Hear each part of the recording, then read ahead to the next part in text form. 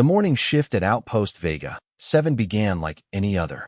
Captain Sarah Chun checked the daily reports while sipping her coffee, watching the twin suns of the Kepler system rise over the rocky horizon. The outpost sat on a mineral-rich asteroid, home to 300 miners, scientists, and security personnel. It was humanity's farthest research station, tucked away in a quiet corner of space where nothing interesting ever happened. Dr. Marcus Webb finished his analysis of the latest samples. The asteroid contained rare earth elements that would revolutionize human technology. After 6 months of careful extraction, they had enough materials to upgrade Earth's entire defense grid. The work was dangerous, but the payoff would secure humanity's future among the stars. Another quiet day in paradise, joked Lieutenant Torres as he made his rounds. The security team had little to do except monitor sensors and run drills. No hostile species had been detected in this region. The nearest alien civilization lived 12 light years away and had shown no interest in human activities. Sarah smiled at Torres's comment. She enjoyed the peaceful assignment after years of military service. Leading a research outpost felt like a vacation compared to her previous posting on the front lines of human expansion. The crew worked well together, and morale remained high despite their isolation. The science team made steady progress mapping the asteroid's interior. Their deep core drilling revealed vast networks of crystalline formations that could enhance human computing systems. Dr. Webb's excitement grew with each new discovery. They had stumbled upon something that would change everything for humanity. Communication with Earth happened twice weekly through quantum relay beacons. The messages took 3 days to reach home, but the connection kept everyone's spirits up. Families sent videos, Earth Central Command provided updates, and supply ships arrived monthly with fresh food and equipment. Chief Engineer Rodriguez maintained the outpost's systems with quiet efficiency. The fusion reactor hummed steadily, providing power for mining operations and life support. Environmental controls kept the artificial atmosphere stable, while gravity generators created comfortable living conditions. Everything ran smoothly under his watchful eye. The mining crews worked in shifts around the clock. Automated systems did most of the heavy lifting, but human oversight remained essential. The asteroid's unique composition required careful handling to avoid damaging the valuable materials. Each extracted sample brought them closer to their extraction goals. Young Ensign Kelly Morrison monitored the long-range sensors from the communications center. Fresh out of the academy, she treated every blip on the screen with serious attention. Her colleagues teased her about being overly cautious, but Sarah appreciated the thorough approach. Better safe than sorry in deep space. The outpost's medical bay rarely saw serious injuries. Dr. Angela Foster spent most of her time treating minor cuts and running health checkups. The automated systems prevented most accidents, and the crew followed safety protocols religiously. She used her spare time to study the asteroid's unique mineral properties. Recreation facilities helped combat the isolation. The crew gathered in the common areas to play games, share meals, and watch entertainment programs from Earth. Monthly talent shows and sporting events brought everyone together. Building strong relationships was essential for long-term mission success. Supply chain management required careful planning. The outpost operated with minimal redundancy, relying on regular deliveries from Earth. Food synthesizers provided most meals, but fresh ingredients arrived monthly. Chief Quartermaster Johnson tracked every resource to ensure nothing ran short. Training exercises kept the security team sharp. They practiced emergency procedures, tested communication systems, and maintained their equipment. Real threats seemed unlikely, but preparedness remained a core military value. Regular drills helped identify potential weaknesses in their defenses. The asteroid's rotation provided a regular day-night cycle. Artificial lighting adjusted to match Earth's 24-hour schedule, helping maintain normal sleep patterns. The psychological benefits of familiar routines couldn't be overstated during long deployments in space. Research data accumulated steadily in the outpost computers. The scientific value of their discoveries would take years to fully understand. Early analysis suggested applications in everything from spacecraft construction to medical devices. Humanity had struck gold in the most literal sense. Kelly noticed something unusual on the sensor display. A faint signature appeared at the edge of detection range, moving too fast to be natural debris. She ran diagnostic checks on the equipment, but everything functioned normally. The signal was real, though its nature remained unclear. "Captain, I've got something weird on long-range sensors," Kelly reported over the intercom. Her voice carried the uncertainty of someone seeing something they couldn't explain. Sarah made her way to the communications center, curious about what had caught the young ensign's attention. The sensor display showed a small object approaching at high speed. Its trajectory would bring it close to the asteroid in approximately 6 hours. The signature didn't match any known human vessel or natural phenomenon. Whatever it was, it moved with purpose and intelligence. "Could be a probe from one of the nearby systems," suggested Dr. Webb when Sarah called him to the communications center. "Maybe they're finally taking an interest in our activities." His scientific curiosity overcame any concern about potential threats. First contact would be the discovery of a lifetime. Sarah felt less optimistic about the unknown visitor. Her military experience had taught her to assume the worst until proven otherwise. She ordered a general alert and began preparing defensive measures. The outpost wasn't heavily armed, but they had enough firepower to discourage casual raiders. The crew responded to the alert with practiced efficiency. Non-essential personnel secured their work areas and moved to designated safe zones. The security team took positions at key points throughout the outpost. Dr. Foster prepared the medical bay for potential casualties. Long-range communication attempts yielded no response from the approaching object. Standard greeting protocols in multiple languages went unanswered. The object maintained its course and speed without any acknowledgement of the outpost's presence. Its intentions remained completely unknown. Hours passed with mounting tension as the object drew closer. Detailed scans revealed a sleek vessel unlike anything in human databases. Its design showed sophisticated technology, possibly more advanced than Earth's current capabilities. The implications sent chills down Sarah's spine. "Recommend we power down all non-essential systems," advised Chief Rodriguez. "If they're scanning us, we don't want to appear too threatening or too tempting." His engineering expertise included understanding how alien technology might perceive human activities. The alien ship entered the asteroid's immediate vicinity without slowing down. Its trajectory would bring it within a few hundred meters of the outpost's main structures. Sarah ordered all personnel to emergency stations and prepared for the worst possible outcome. Suddenly, energy readings spiked across all sensors. The alien vessel was charging some kind of weapon system. Its intent became crystal clear in the seconds before it opened fire. This wasn't a peaceful first contact or scientific mission. They had come to destroy the human outpost. Brilliant beams of crimson energy lanced out from the alien ship, striking the outpost's outer modules. The attack came without warning, without communication, without any attempt at diplomacy. Explosions rocked the facility as critical systems failed under the devastating assault. "All hands to emergency positions," Sarah shouted over the intercom as another wave of energy weapons tore through the mining complex. The aliens showed no mercy, targeting life support systems and escape routes with methodical precision. They meant to leave no survivors. The outpost's defensive systems responded automatically, but their light weapons couldn't penetrate the alien ship's shields. Return fire had no visible effect as the attackers continued their systematic destruction. Within minutes, half the facility lay in ruins. Emergency bulkheads sealed off damaged sections, but the casualties mounted quickly. Dr. Foster worked frantically in the medical bay, treating victims of the surprise attack. The wounded kept coming as explosions shook the remaining structures. "Communications are down," Kelly reported from her emergency station.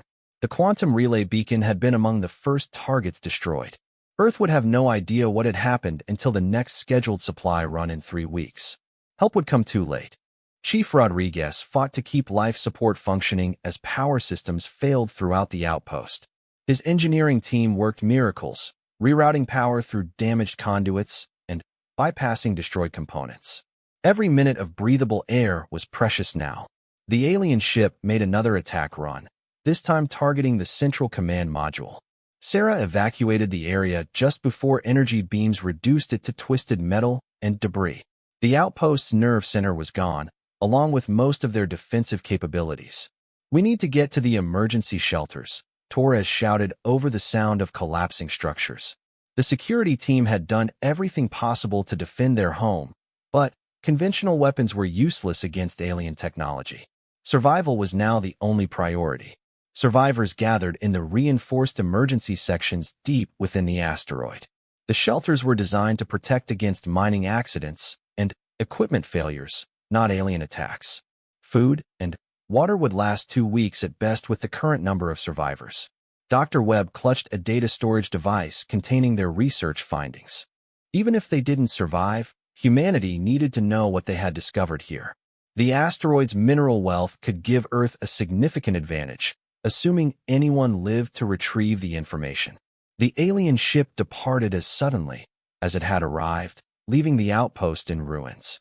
Whatever their motivation, they had accomplished their goal with brutal efficiency.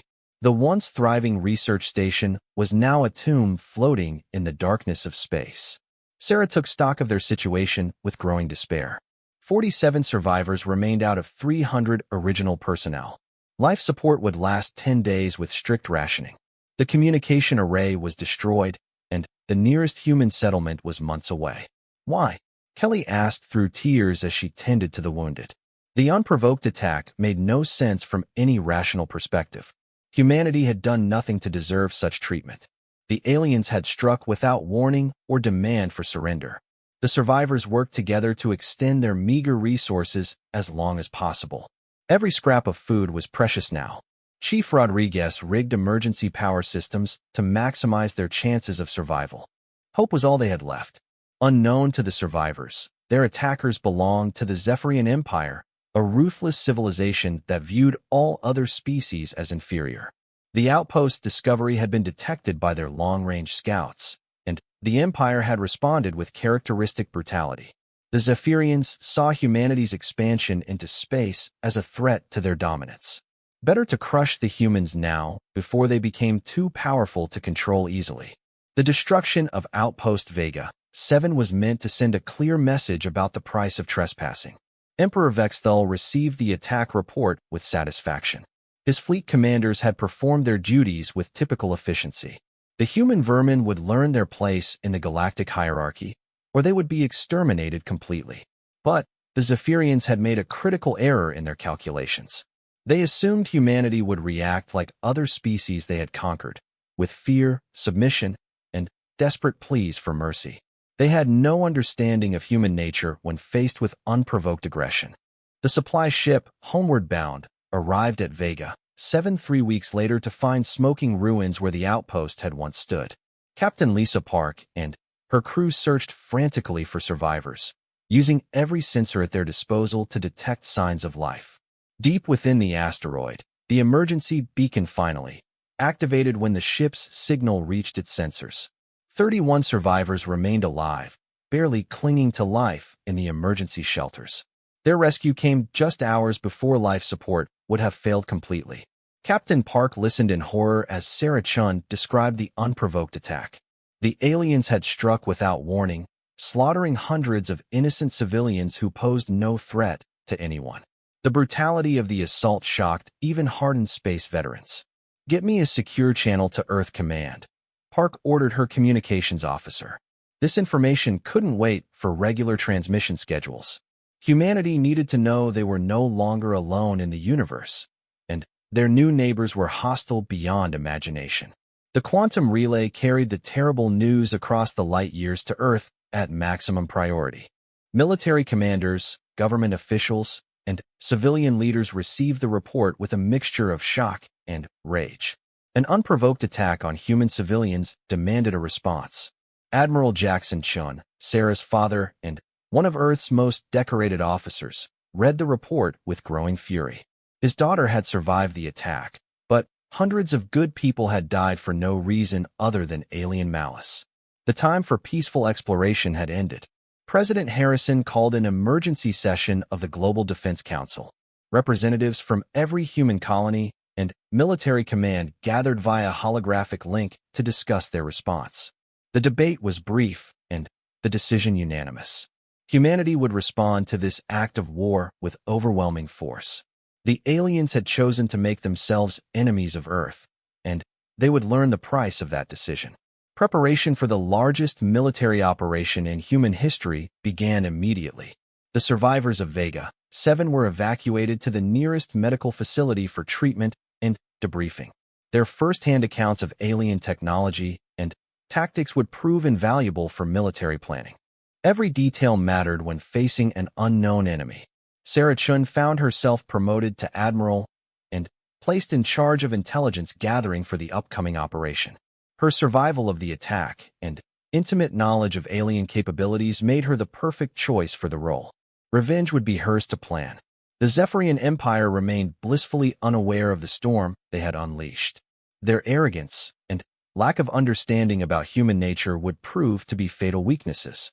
They had awakened something they were not prepared to face. Across human space, military forces mobilized with unprecedented speed and coordination. Shipyards worked around the clock to produce new weapons and vessels. Research teams analyzed every scrap of data from the Outpost attack. Humanity was preparing for war. The message was clear to every human from Earth to the furthest colonies. The galaxy had shown its true face, and it was hostile. But humanity had faced extinction before and emerged stronger. They would not bow to alien tyranny or accept the murder of innocents. The peaceful era of human expansion was over. What would follow would be written in fire and blood across the stars. The Zephyrians had chosen war, and humanity would give them exactly what they had asked for. The reckoning was coming. Admiral Sarah Chun stood before the massive holographic display showing the Zephyrian home system.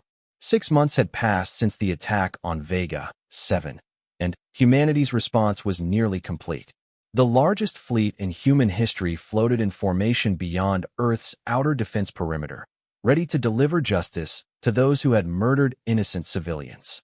The War Council chamber buzzed with activity as final preparations were reviewed. Representatives from every human colony, military branch, and research institution worked together with unprecedented cooperation. The alien attack had united humanity in a way that decades of political efforts had failed to achieve. Intelligence confirms the Zephyrian homeworld has a population of 12 billion, reported Dr. Elena Vasquez, head of the newly formed Xenological Analysis Division. Her team had spent months studying every detail of the alien technology recovered from Vega 7, building a comprehensive understanding of their enemy. Admiral Jackson Chun, Sarah's father and overall fleet commander, studied the tactical displays with grim satisfaction. The human fleet numbered over 8,000 vessels, from massive dreadnoughts to specialized support ships. It was the most powerful military force ever assembled by any single species. Their orbital defenses follow standard imperial doctrine, continued Dr. Vasquez. Weapon platforms arranged in defensive shells around major population centers. They rely heavily on energy shields and directed energy weapons. Our analysis suggests they've never faced an opponent using kinetic bombardment. President Harrison observed the proceedings from the command center on Earth. The decision to authorize Operation Requiem had been the hardest of his career, but the unprovoked attack on civilian miners left no alternative. Humanity would not be bullied by alien empires who saw them as inferior. The human fleet represented technological advances that had taken decades to achieve. Fusion drives provided incredible acceleration and endurance. Quantum communication arrays enabled real-time coordination across vast distances. Most importantly, the ships carried weapons designed specifically to counter Zephyrian technology. Captain Torres, one of the few Vega 7 survivors, served as tactical advisor for the operation. His first-hand experience with alien combat capabilities provided crucial insights for battle planning. The young lieutenant had been promoted rapidly after his heroic actions during the evacuation of the outpost. "The enemy shows no awareness of our approach," reported the sensor operations chief. Human stealth technology had proven superior to Zephyrian detection systems. The alien empire had grown complacent after centuries of easy victories against primitive species. Dr. Marcus Webb worked frantically in the fleet's mobile research laboratory, analyzing the Vega 7 mineral samples that had been saved. The rare elements would be crucial for post-war reconstruction and technological advancement. His survival had proven invaluable to humanity's war effort. The flagship, Vengeance, led the human formation, its massive hull bristling with weapons systems never before used in actual combat. Admiral Jackson Chun commanded from its bridge, surrounded by the finest officers humanity had ever produced. They carried the hopes and rage of their entire species. Chief Engineer Rodriguez, another Vega 7 survivor, oversaw the fleet's technical operations from his position aboard the engineering command vessel. His expertise with power systems and damage control had been essential for designing the new ship classes. Every vessel in the fleet incorporated lessons learned from the Outpost's destruction. The Zephyrian Empire continued its daily activities, completely unaware that death was approaching their homeworld at incredible speed. Emperor Vexthal held court in his palace, receiving reports from across his domain without any mention of the humans who had supposedly been eliminated months ago. Intelligence intercepts revealed that the Zephyrians had already moved to colonize the asteroid where Vega 7 had stood. They were stripping the valuable minerals from what they considered conquered territory. The insult added fuel to the fire of human rage. All ships report ready for combat operations, announced the fleet communications officer. 8,000 human vessels hung in space like a pack of predators preparing to strike. Their crews had trained relentlessly for this moment, driven by righteous fury and determination for justice. The journey to Zephyrian space had taken 3 months at maximum burn. Human logistics ships had established supply depots along the route, ensuring the fleet would have everything needed for extended combat operations. No detail had been overlooked in planning humanity's response. Admiral Sarah Chun coordinated with resistance movements on Zephyrian-occupied worlds. Other species had suffered under alien tyranny for generations, waiting for someone strong enough to challenge the Empire. Humanity's arrival offered hope for liberation across the galaxy. Psychological warfare specialists broadcast messages throughout Zephyrian territory, informing the population about their government's unprovoked attack on human civilians. Many ordinary citizens had no knowledge of the Empire's brutal expansion policies. The truth would shake their society's foundations. The human fleet's approach went undetected until they were already within striking range of the Zephyrian home system. Advanced stealth technology and careful route planning had allowed them to bypass all early warning networks. The element of surprise belonged to humanity. Contact.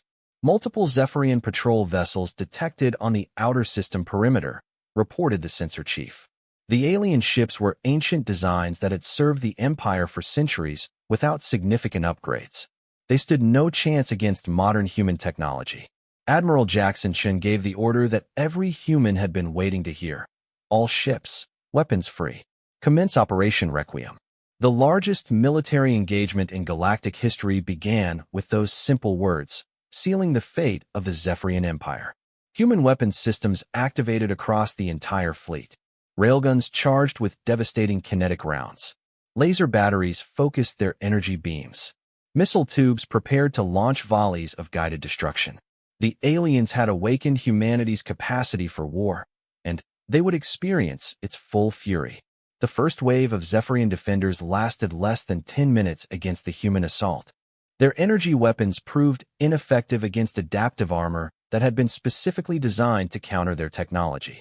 Return fire from human vessels obliterated alien ships with each direct hit. Target the orbital defense platforms, ordered Admiral Chun as the fleet entered the inner system. The massive weapons stations that protected the Zephyrian homeworld had intimidated lesser species for millennia. They would learn that humanity was not like their previous victims. Kinetic bombardment rounds struck the alien defense platforms with devastating effect. The tungsten core projectiles traveled at significant fractions of light speed, carrying enough energy to vaporize entire structures.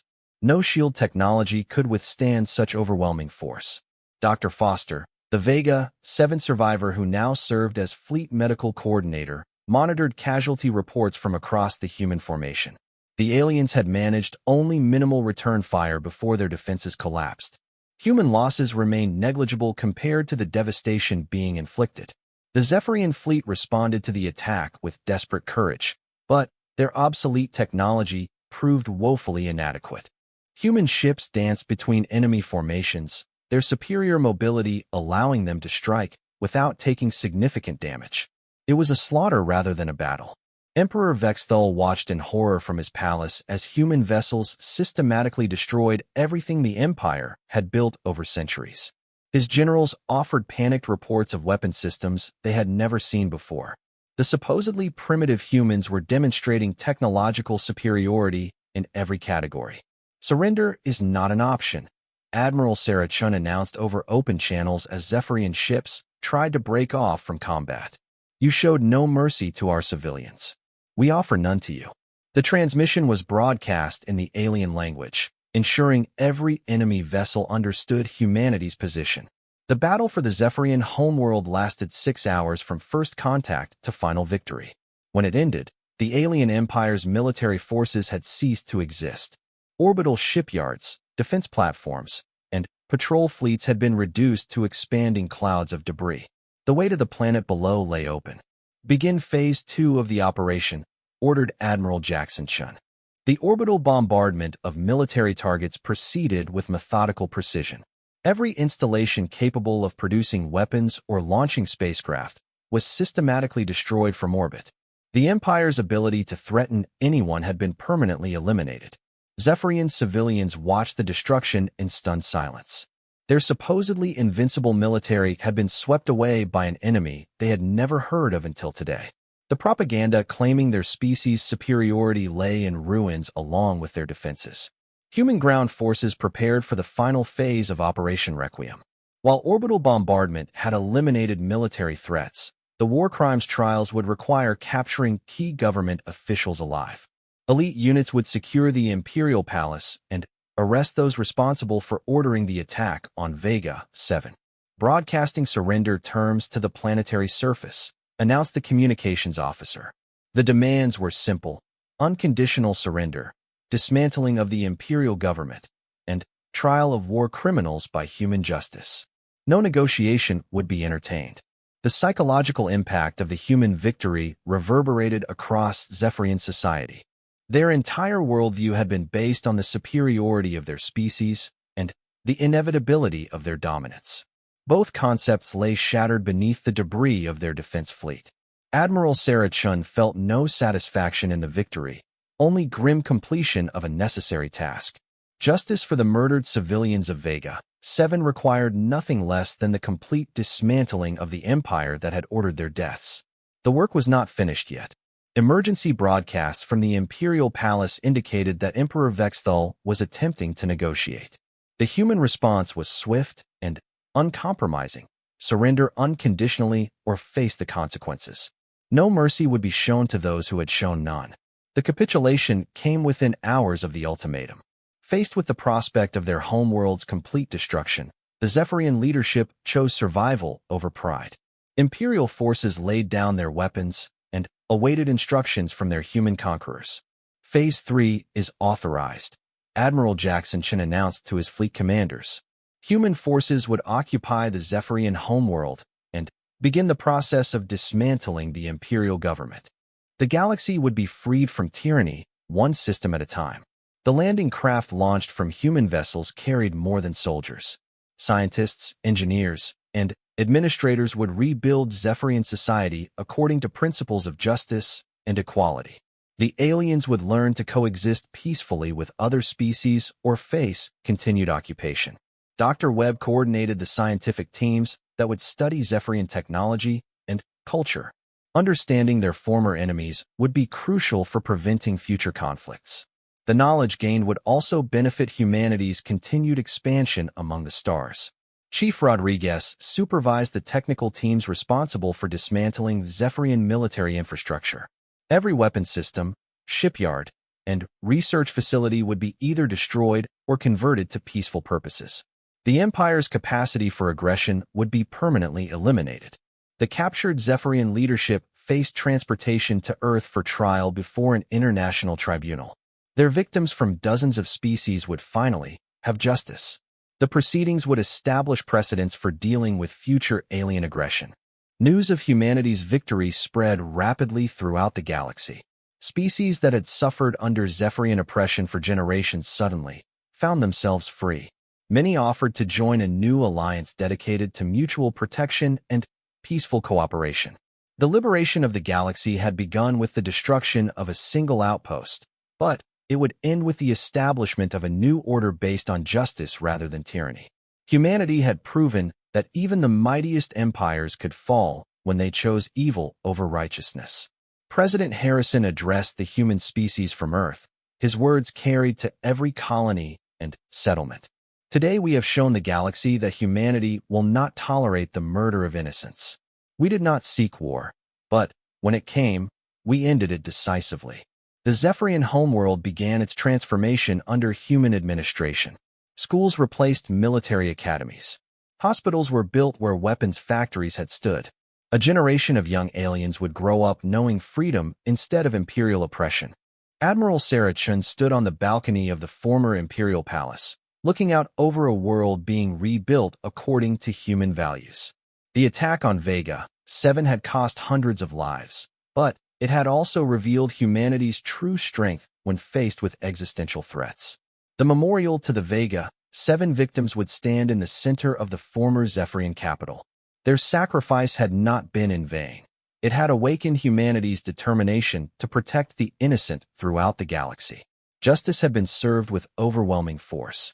5 years after the fall of the Zephyrian Empire, the galaxy had transformed beyond recognition. Where once brutal tyranny had ruled through fear and oppression, a new alliance of free species worked together for mutual prosperity and protection.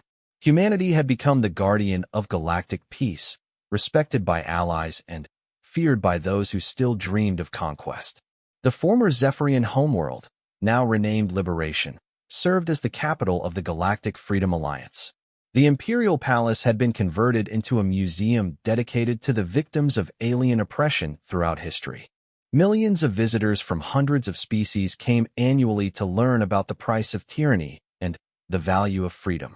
Admiral Sarah Chun, now Supreme Commander of Allied Forces, reviewed intelligence reports from across the galaxy. Her office overlooked the Memorial Plaza where the names of Vega 7's victims were etched in stone from every member world. The sacrifice of those miners and scientists had sparked a revolution that freed billions of beings. The transformation of Zephyrian society had been remarkable. Former imperial citizens embraced democratic ideals with enthusiasm that surprised even optimistic human observers.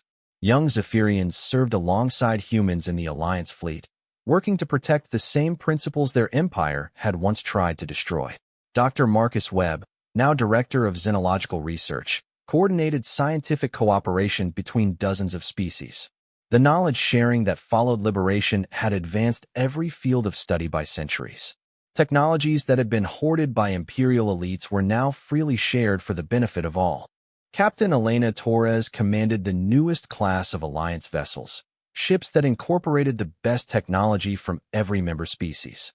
The diversity of engineering approaches had produced vessels superior to anything that had existed under the old imperial systems. Cooperation proved more powerful than conquest. The war crimes trials on Earth had concluded with justice for thousands of victims. Emperor Vexthul and his inner circle received life sentences for their crimes against sentient beings. The proceedings established legal frameworks that would prevent future genocides and protect vulnerable species. Chief Engineer Rodriguez supervised the construction of new shipyards throughout liberated space. The facilities produced vessels for exploration, trade, and defense rather than conquest. Former weapons factories had been converted to manufacture medical equipment, agricultural machinery, and educational technology. The economic prosperity that followed liberation exceeded all projections. Trade between species that had been forbidden under imperial rule created wealth for populations that had lived in poverty for generations. Markets flourished where military installations had once stood. Dr. Angela Foster led humanitarian missions to worlds still recovering from imperial oppression. Medical teams from dozens of species worked together to heal the wounds of tyranny. The Alliance's commitment to helping victims demonstrated the moral foundation of the new galactic order. Ensign Kelly Morrison, now Captain Morrison, commanded deep space exploration missions seeking new worlds for peaceful settlement. The era of violent expansion had ended, replaced by careful, respectful contact with newly discovered species. First contact protocols emphasize cooperation over conquest. The educational transformation of former imperial worlds proceeded with remarkable success. Schools that had once taught racial superiority now promoted understanding and tolerance.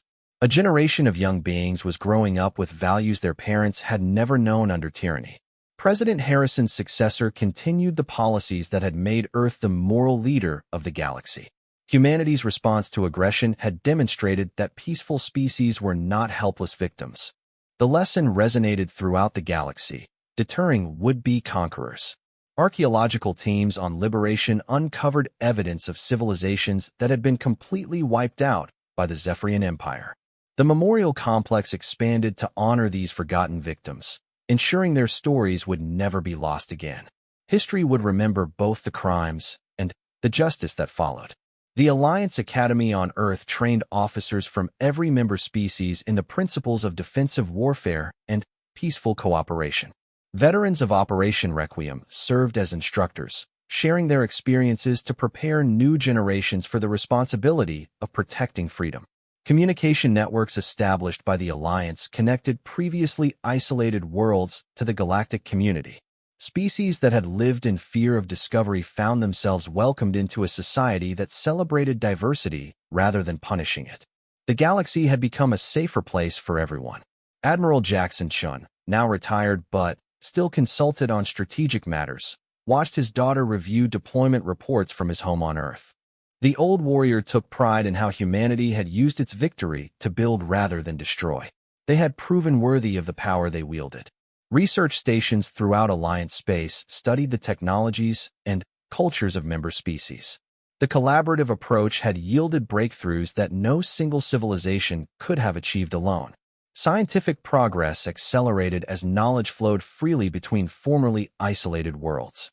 The Vega 7 Memorial Foundation provided support for families affected by imperial violence throughout the galaxy. Survivors of genocide, slavery, and conquest received assistance rebuilding their lives in the new free society. Healing the wounds of the past remained a priority for the Alliance.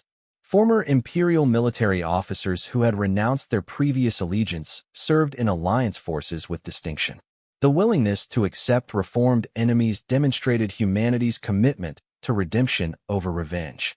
Many became fierce defenders of the principles they had once opposed. Trade guilds replaced the imperial exploitation systems that had enriched the elite while impoverishing subject worlds. Fair exchange of goods and services created prosperity that reached every level of society. Economic freedom proved as important as political liberation. The judicial system established by the Alliance ensured that no species could dominate others through legal manipulation. Courts with diverse representation handled disputes between member worlds, maintaining peace through justice rather than force. The rule of law protected everyone equally. Cultural exchange programs brought together artists, philosophers, and thinkers from across the galaxy. The diversity of perspectives that emerged from this collaboration enriched every participating society. Art and literature flourished in ways unimaginable under imperial censorship. Environmental restoration projects healed worlds damaged by imperial exploitation. Advanced technology from multiple species worked together to repair atmospheres, restore ecosystems, and clean polluted environments. The galaxy itself was healing from the wounds of tyranny.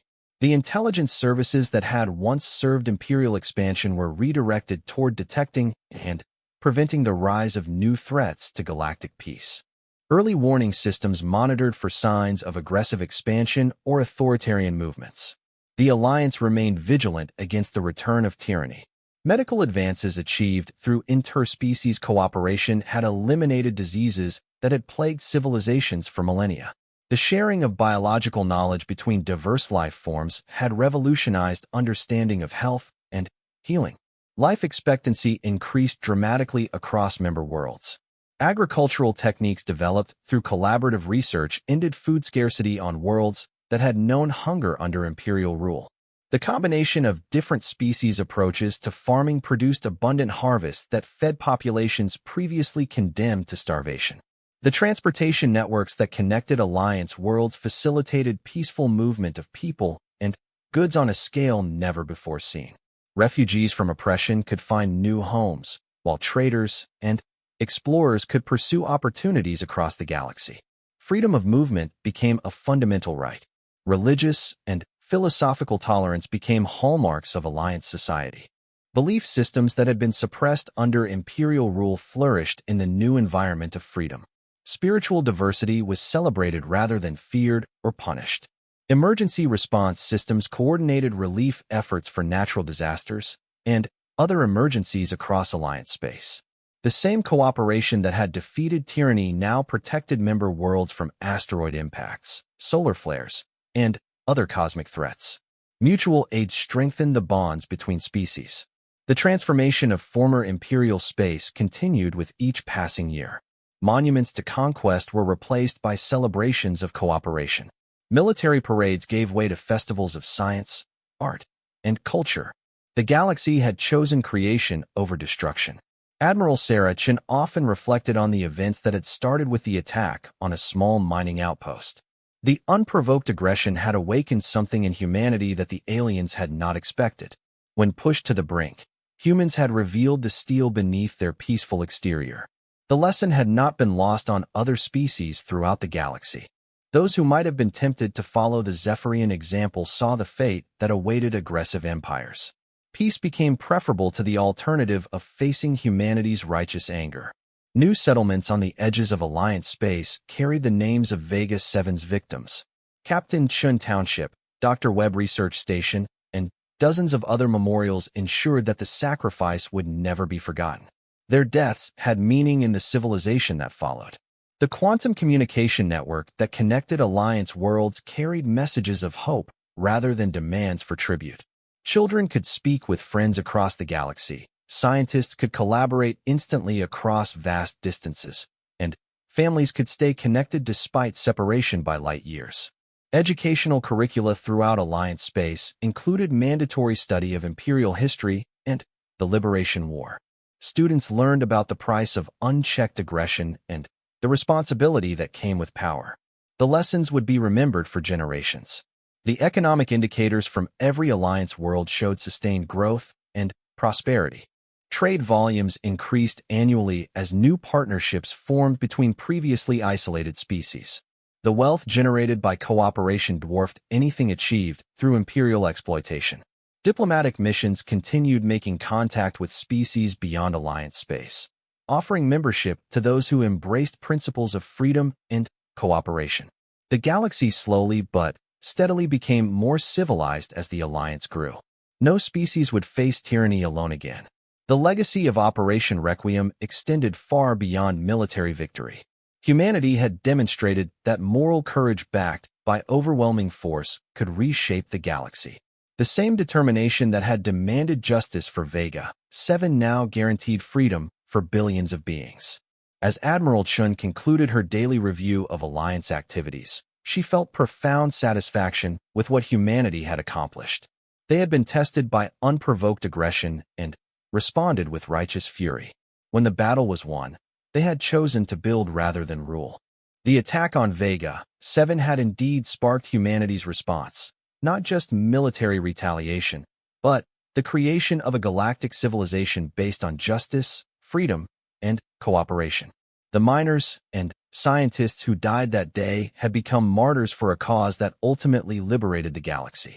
The empty chair in the Alliance Council chambers bore a simple plaque, in memory of those who died at Vega 7, whose sacrifice awakened the galaxy's conscience. Their legacy lived on in every freed world, every protected species, and every act of interstellar cooperation. The galaxy had learned an important lesson from humanity's response to aggression. Those who strike the innocent may wake something they are utterly unprepared to face. Peace remained the preferred path, but when that failed, justice would follow with overwhelming force. Looking toward the future, Admiral Chin knew that new challenges would arise. Other threats to galactic peace might emerge from unknown regions of space. But humanity and their allies would be ready, united by the principles forged in the fires of righteous war. The transformation was complete. Where an evil empire had once spread suffering across the stars, A community of free peoples now worked together for the common good. The attack on a human outpost had indeed provoked humanity's response, and that response had changed the galaxy forever.